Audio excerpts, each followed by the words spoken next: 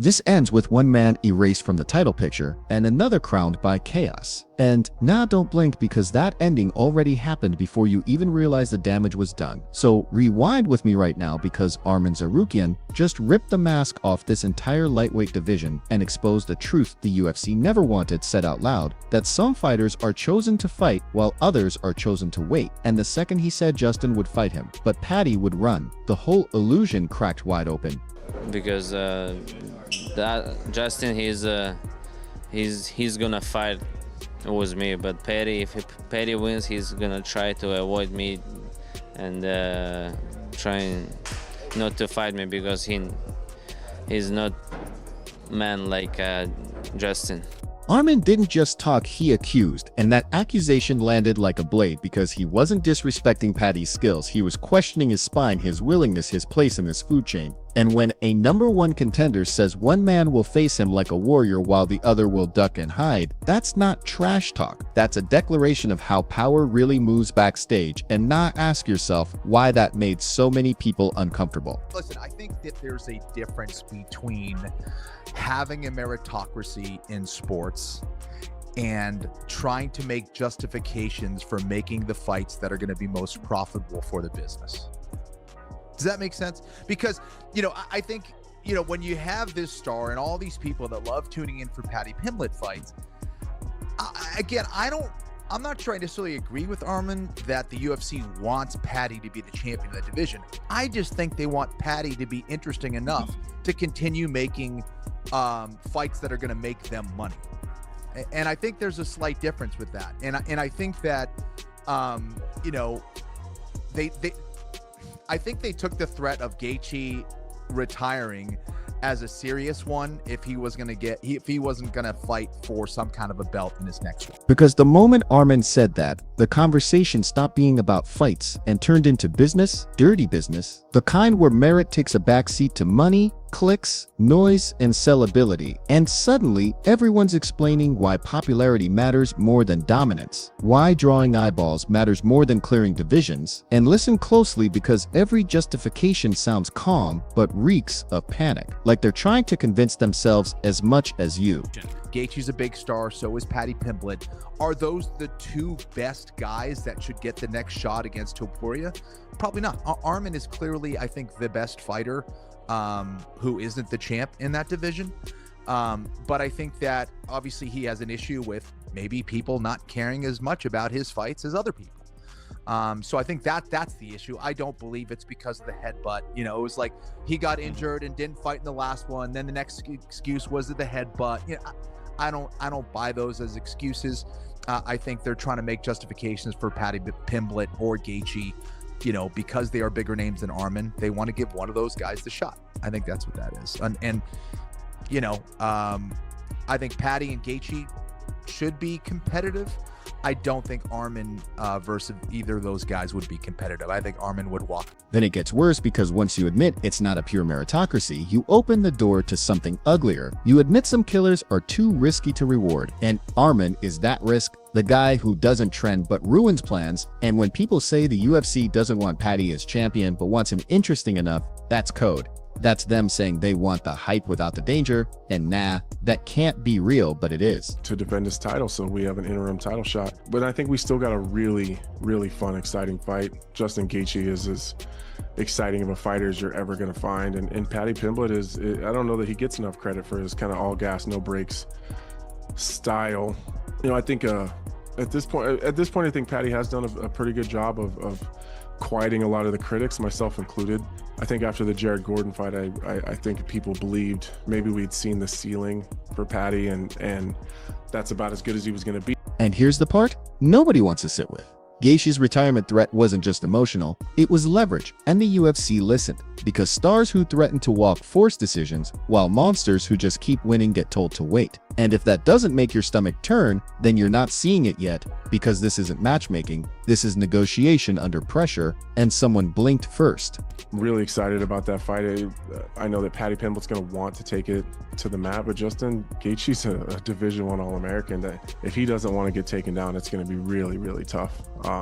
to take Justin down and to hold him there. So I'm really... When analysts admit Arman is probably the best fighter in the division who isn't champion, but still say he doesn't get cared about enough, that's the quietest betrayal of all, because skill is being acknowledged while opportunity is being denied. And that contradiction should scare you, because once caring matters more than winning, the belt stops being proof of greatness and starts being proof of timing and favor. I want Justin to beat Paddy. Yeah. Because that Justin, he's gonna fight with me, but Paddy, if Paddy wins, he's gonna try to avoid me and trying not to fight me, because he's not man like Justin.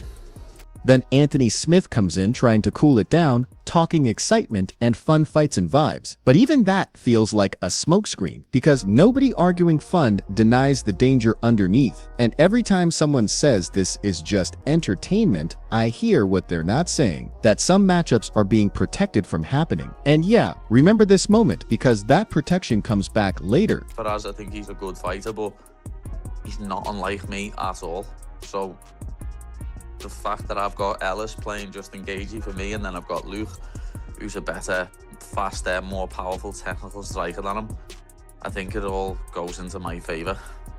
You got Luke Riley above Justin. You're rating him above Justin Gaethje in the striking department already in his career, you reckon? Yeah.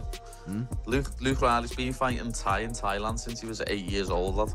You know what I mean? When Justin Gaethje was wrestling, lad, Luke was fighting Thai and then doing amateur boxing, and Luke's striking is a class above, and people are going to see it over the next couple of years, lad. He's the striking version of me. His striking's phenomenal, lad, and I just can't wait for him to show everyone how good he is. And in a fight or two, he'll be fighting ranked opponents, lad, and he'll climb that featherweight rankings faster than I climb the lightweight ones, promise you that. When the breakdown turns tactical and people start talking wrestling, that's when the fear sneaks in, because Gaethje not wanting to be taken down is one thing, but Arman hearing all of this knows exactly how those scrambles go, and the silence around that matchup is loud, deafening, because deep down everyone knows how ugly it could get, and ugly doesn't sell when you're building stars. Oh, I want to fight him, lad. I want to fight him. Yeah. Because it'll be funny once I beat Gaethje, everyone will be like, oh, Gaethje's done, he's past his best, this and that. But then when I beat Ilya, what's the excuse going to be then? It'll be, oh, Ilya was never that good. That's why Paddy beat him. Yeah, he's short. He's, he got dropped by Jai Herbert. Yeah, he was never a lightweight, all this and that. That's what it'll be. Watch, you know what I mean? The goalposts get moved. Arman saying he wants Gaethje to win isn't respect, it's strategy, because a Gaethje win forces honesty. It forces the UFC to look him in the eyes and explain why the best contender isn't next, while a Paddy win creates excuses, delays, narratives, and conveniently moved goalposts. And nah, don't tell me he doesn't see that coming, because he's saying it out loud already. Time. Very nice, Justin.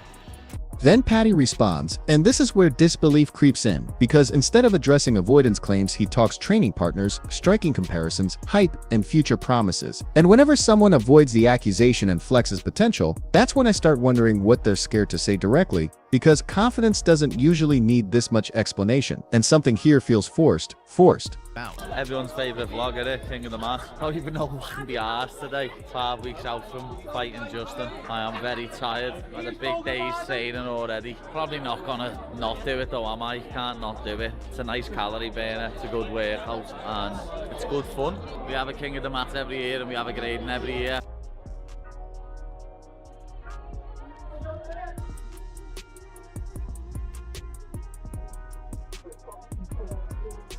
Paddy talking about beating Gaethje, and then Ilya like it's inevitable. Sounds brave until you realize how quickly excuses get preloaded, how he predicts the narrative shift before it happens, and that's either extreme self-awareness or paranoia, and I can't tell which. But when fighters start arguing against future criticism before the fight even happens, that tells me pressure is already crushing down hard. I do not know if Justin, but it's going to be one of the two, make no mistake. Justin Gaethje is either going to be champion of the world or he's going to be retired. The next time we have this talk, the next time we get together and we're talking about a year in review or a year in preview, the great year to come, Justin Gaethje's either going to be champion of the world or he's going to be retired. And he's going to kick things off with an opportunity to be the champion of the world, which he earned a very hard way. By the way, that division is so difficult. 155 pounds. That is so hard. So now he's gonna go in there with Paddy. They're gonna call that the interim championship. I don't get it. I'm gonna call it interim championship too, but I don't get it. You got one champion. Then the camera shifts to training camps and fatigue and vlogs. And people laugh it off as content, but listen again, because tired fighters talking through exhaustion weeks out is never random. It's a signal, it's vulnerability leaking through confidence, and the timing of it all makes me uneasy. Because why show this now unless you're trying to control the story before something breaks? And the interim champion is almost a title of grace. It's a title of compassion. Like, there's not any amongst us that don't know what the word champion means. There's not any amongst us that believe you can have two champions at the same time. We know that that's impossible. But sometimes you show grace, right? There's something happening with your current champion and he's not able to make that walk. So we have an interim champion. And I like it. I'm for it. I'm one of the guys that likes the interim belt. I only share for you that in the case of Justin Gaethje, if we're at the same point at this time next year, there's got to be an undisputed belt by then, doesn't it? Chael Sonnen drops the hammer, and suddenly it's not about winning anymore. It's about survival, because he says it clean. Gaethje is either champion or retired. Nothing in between, and that kind of pressure warps everything. Camps, matchmaking, risk tolerance, and if you don't think that changes how this fight is being handled behind the scenes, then you're lying to yourself. Going to be very telling in this fight. Yeah, and now let's move to intangibles, because I think, so there's some obvious ones. Yeah. Justin Gaethje hasn't been all that active lately. You know, when you look back, one of the things that I like to do personally is watch the last 3 fights of each fighter, you know, because that's going to be the most recent body of work, and then some of their training videos that are current.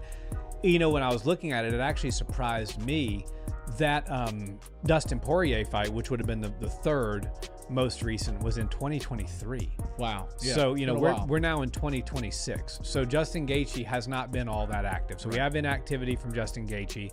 We have momentum for Paddy. Paddy's riding high. Paddy doesn't care what the world says about his opponent's record. He doesn't care what the world says about getting Dana White privilege. He doesn't care about any of that. No. Paddy's riding high. Paddy feels like he's the best fighter in the world. He's giving respect to Gaethje, but not too much. He's coming in there to knock him out. The interim belt talk exposes another crack, because everyone knows what champion means, and everyone knows what interim really means. Grace delay, a placeholder with consequences. And when Chael says there better be an undisputed belt next year, that's not optimism. That's a warning, because interim chaos has a way of dragging on and ruining divisions quietly. Win record. So that's another X factor. Now, those are bads on the Justin side. Let's get to bads on the Paddy side. We do look at the last 3 opponents of Paddy the Baddy, and then we look at the body of work of Justin Gaethje. As you said, Justin Gaethje hadn't fought anybody outside of the top 5 in almost a damn decade. That's so, ridiculous. You know, in the murderer's row of 155. And he's fought the best people at 155, period. Many of them he's fought multiple times. So Paddy the Baddy is going to have a disadvantage. This will be the biggest fight Paddy the Baddy has ever been in. This will not be the biggest fight Justin Gaethje has ever been in. He's been in undisputed title fights with one of the greatest of all time in Khabib. He's been in there with top Dustin Poirier multiple times, Max Holloway, you name it. Won an interim belt and put it on the ground. Exactly. This Justin Gaethje has been there, done that, gotten the t-shirt, and it's been a decade since he did. Momentum versus inactivity gets framed like analysis, but it's really a ticking clock, because Paddy is rising and Gaethje is aging, and that collision creates urgency that Arman doesn't have. And urgency beats patience in business decisions, and that's terrifying, because it means timing might beat truth, and truth eventually explodes when ignored too long. Both have fights coming up very, very soon. We know Paddy's fighting Justin Gaethje, and if he beats Gaethje, he becomes the interim champion. After that, Dan Hooker's off his radar, right? He will not get to fight Dan Hooker. The only person he's going to fight next is either Ilia Topuria, if Ilia comes back soon, which I hope he does because he only just became the champion, or it's going to be Arman Tsarukyan, right? Now, Arman Tsarukyan, a lot of people felt that he should have got the title shot. As we know, there was a few circumstances pulling out of the fight. He headbutted Dan Hooker when he beat him recently. And Dana White just kind of like admitted that definitely played a factor into him not getting a title shot. Did the headbutt play any factor in the decision to not go with him? It did, right? When resumes get compared, the gap is obvious and uncomfortable. Decades of elite wars versus a fast-tracked rise, and nobody denies it. They just explain around it. And explanation is the last step before justification. And justification is what happens right before someone gets skipped again. And tell me you don't feel that tension tightening right now. But anyway, if Paddy beats Justin, none of this matters because they ain't gonna fight. But if he loses, I think we might see this fight happen pretty quickly because remember, 1 week after UFC 324, I'll be there. The week after, I'll be there as well in Sydney, Australia. UFC 325 is happening. Dan Hooker's going up against Benoit Saint-Denis. Tough stylistic matchup for both men. Benoit Saint-Denis is going to try and grapple him. He's going to try and take him down because on the feet, Dan Hooker probably has his way. But Dan Hooker's not an easy man to take down. Remember, the man has a victory over Mateusz Gamrot. And yes, okay, Charles Oliveira just went out there and dominated and finished Gamrot pretty easily, you know, respectfully to Gamrot, right? But that's Charles Oliveira, right? The man with some of the best grappling and the most submissions in the history of the sport. But Bisping laying out the future makes it even clearer because once an interim champion is crowned, doors close, paths narrow, and suddenly Arman isn't optional anymore. He's inevitable, and that inevitability is what everyone seems to be circling without touching, because once he's unavoidable, the protection stops working.